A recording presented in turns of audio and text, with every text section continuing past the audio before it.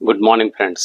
1 મિનિટનો સંદેશ. રાઈટ, આપણે જોઈ રહ્યા છે જૂનો કરાર, એમાં પણ રાજાઓ અને પ્રબોધકોનો સમય. રાઈટ, રાજાઓ અને પ્રબોધકે પેરેલલ સમય ચાલ્યો, એટલે આપણે રાજાઓના સંદર્ભમાં હોમવર્ક કર્યું સ્પેસિફિકલી. એ ઇઝરાયલના રાજાઓ 20 અને યહૂદિયાના એ રાજાઓ 20. રાઈટ, એમાં એક રાણી પણ ખરી. હવે જોઈ રહ્યા છે આપણે પ્રબોધકોના સંદર્ભમાં. ગઈકાલે આપણે યશાયા પ્રબોધકના સંદર્ભમાં જોયું હતું ને, એણે 4 રાજાઓ ના કાર્યકાળ દરમિયાન પ્રબોધ કર્યો. મેં તમને કીધું હતું એક ને એક યાદ રાખવાનું, બરાબર, પ્રબોધકોના પુસ્તકો જોઈએ ત્યારે. અને એટલે તમે યશાયા પ્રબોધકનું પુસ્તક 1લો અધ્યાય ને 1લી કલમ જુઓ તો એને કયા કયા રાજાઓના સમય દરમિયાન પ્રબોધ કર્યો તો ચોખ્ખું લખેલું છે.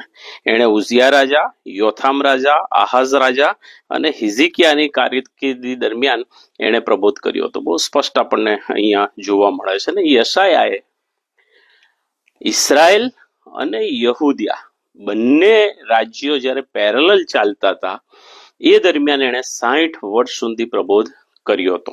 અને એટલે ખાલી પ્રબોધ કરવો એટલે એમને ખાલી જણાવવું, ચેતવવા એટલું જ નહીં, પણ ભવિષ્યમાં આવનારી વિપત્તિઓ, તકલીફો, મુશ્કેલીઓના સંદર્ભમાં પણ એમને ભાન કરાવવું, એમને પાપોનો પસ્તાવો કરાવો અને એમને જાગૃત કરવું.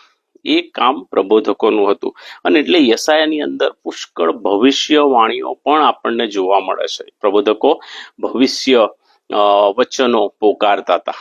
રાઈટ, અને એટલે એમાંની ઘણી બધી કલમો, ઘણા બધા અધ્યાય એવા છે કે જે આપણને ઉડીને આંખે ઓળગે ભવિષ્યના સંદર્ભમાં. હવે આપણા માટે એ ભવિષ્યવાણીઓ અમુક ભૂતકાળ થઈ ચૂકી છે, રાઈટ, અને અમુક હજુ પણ તમારા માટે મારા માટે એ ભવિષ્યવાણીઓ છે આ વચનોમાંથી, યશાયાના પ્રબોધમાંથી.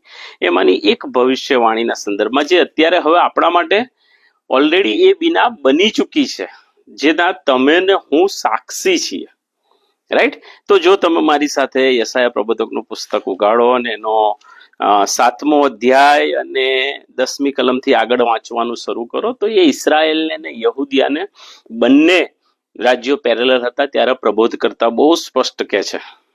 14મી કલમ, 7મો અધ્યાય ને 14મી કલમ. તે માટે પ્રભુ પોતે તમને ચિહ્ન આપશે. ઈશ્વર, જીવંત ઈશ્વર પોતે તમને ચિહ્ન આપશે. અને પછી જે લખે છે ને, શું લખે છે? જાણીતી કલમ છે. જુઓ, કુમારી ગર્ભવતી થઈને પુત્ર જણશે અને તેનું નામ તે ઇમ્માનુએલ પાડશે. ક્રિસમસ સમયે, નાતાલના દિવસોની અંદર આ બાબત આપણે વાંચીએ છીએ પુલપિટ પરથી, એના સંદર્ભે સંદેશા પણ આવે છે. પણ તમે વિચારો, યશાયાના સમયની અંદર યશાયા જ્યારે આ ભવિષ્યવાણી કરે છે ત્યારની સામાજિક વ્યવસ્થા અને પરિસ્થિતિ કેટલી ગંભીર હશે. કારણ કે પુરુષ પ્રધાન સમાજ હતો, રાઈટ, અને એમાં પણ કુંવારી ગર્ભવતી થાય. ઇવન આજના દિવસે પણ જો કોઈ કુંવારી ગર્ભવતી થાય તો કેટલા પ્રશ્નો, મુશ્કેલીઓ, તકલીફો અને વિટમણાઓ ઊભી થાય છે. રાઈટ, પણ પ્રબોધક હતો અને એટલે પ્રબોધક પોતે ભવિષ્યવાણી કરે છે કે પ્રભુ તમને ચિહ્ન આપશે, તમારા તારણનું, ઉદ્ધારનું, તમારા સારા આવનારા આશીર્વાદોનું. તો શું થશે? તો કે છે કુંવારી ગર્ભવતી થશે અને એ દીકરો જણશે, પુત્ર જણશે, ચોખ્ખું લખેલું છે. અને એનું નામ ઇમ્માનુએલ પાડવામાં આવશે. આ ભવિષ્યવાણી કોણે કરી? યશાયા પ્રબોધકે કરી. ક્યારે કરી? પ્રભુ ઈસુ ખ્રિસ્તનો જન્મ ઈસવીસન 00 ની અંદર થયો, બરાબર. તો 400 વર્ષનો અંધકાર યુગ ગણી લો અને બીજા આશરે લગભગ 200 વર્ષ બીજા ગણી લો યશાયા પ્રબોધકના, બરાબર. એટલે આશરે 600 વર્ષ પહેલા યશાયા પ્રબોધક થઈ ગયો પ્રભુ ઈસુ ખ્રિસ્તના જન્મ પહેલાના, બરાબર. અને 600 વર્ષ પહેલા યશાયા પ્રબોધક આ પ્રબોધવાણી કરે છે કે જુઓ, કુંવારી ગર્ભવતી થઈને પુત્ર જડશે, એને એનું નામ કે છે ઇમ્માનુએલ પાડશે. અને તે ભૂંડું નકારવાને તથા ભલું પસંદ કરવાને સમજણો થશે, ત્યારે તે દહીં તથા મધ ખાશે. ભૂંડું નકારવાને અને ભલું પસંદ કરવાને સમજણો થશે.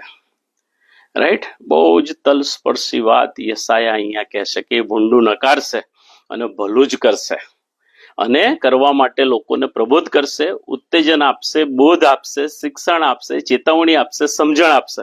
અને એ બધું આપણે ક્યાં જોઈએ છે? નવા કરારની અંદર આપણને પ્રભુ ઈસુ ખ્રિસ્તના બોધમાં, શિક્ષણમાં, સમજણમાં આપણને જોવા મળે છે કે જે આજે તમારા માટે ને મારા માટે પણ એટલું જ તરો અને તાજા છે. અને પછી 16મી કલમમાં કહે છે, રાઈટ, કે એ છોકરો ગુંડું નકારવાને અને ભલું પસંદ કરવાને સમજણો થશે એ પહેલા, બીજી ભવિષ્યવાણી છે, એ પહેલા જે બે રાજાથી તું ભયભીત થાય છે, એટલે કે ઇસરાયલ ને યહૂદિયા, તમે જે બે રાજાથી ભયભીત થાવ છો કે છે એમનો દેશ ઉજ્જળ થશે. તો યસાયા અને ઇસરાયલ અને યહૂદિયા એ શેનાથી ભયભીત થતા હતા એના સંદર્ભમાં એમનું ધ્યાન દોરશે. અને ઇસરાયલ ને યહૂદિયા તો એ આસુર ને બેબીલોન જે ત્યારના મહાસત્તાઓ હતી, ત્યારના મોટા સામ્રાજ્યો હતા, એ હુમલો કરવાને આવવાના માટે તત્પર હતા, રાઈટ. એના સંદર્ભમાં ઇસરાયલ અને યહૂદા બંને ભયભીત થતા હતા. અને એટલે કે છે કે એ ઉજ્જડ થઈ જશે. કોણ? આશુર અને બેબીલોન ઉજ્જડ થઈ જશે, પછી આ ભવિષ્યવાણી પૂરી થશે. અને એવું જ થયું ને, એવું જ થયું ને, રાઈટ. આસુર એ યહૂદિયાને લઈ ગયું, ઇસરાયલને લઈ ગયું બંદીવાસમાં, અને બેબીલોન એ યહૂદિયાને બંદીવાસમાં લઈ ગયો. બધું પતી ગયું, ઉજ્જડ ને વેરાન થઈ ગયા. 400 વર્ષનો એ અંધકારનો સમય, સાયલન્ટ પીરિયડ આવ્યો, આંતરકરારનો સમયગાળો જેને કહેવામાં આવે. અને પછી પ્રભુ ઈસુ ખ્રિસ્તનો જન્મ એ આપણને ઈસવીસન 00 ની અંદર જોવા મળે છે, રાઈટ. સો આ ઈશ્વરના અદ્ભુત અને પરાક્રમી વચનો છે જે આજે પણ તરો અને તાજા છે. અને મને તમને આજે પણ આ જ વચનો આત્મિક ભરપૂરીપણું, આત્મિક ભૂખ પૂરી પાડે છે, રાઈટ. અને આ આત્મિક ખોરાક જો નિત્ય આપણે લઈએ છે, સમજીએ છે, વાગોડીએ છે અને જીવનમાં ઇમ્પ્લિમેન્ટ કરીએ છે, તો એ જ ઈશ્વર આજે પણ સમર્થ છે મારા અને તમારા જીવનમાં રસ લે છે. પણ એના સંદર્ભમાં આપણે જાગૃત હોવા જોઈએ, રાઈટ. ઈશ્વર આ બધી જ બાબતો સમજવાના માટે પુષ્કળ કૃપા આપે, સહાય કરે. God bless you all. Bye bye. Take care. Have a good day.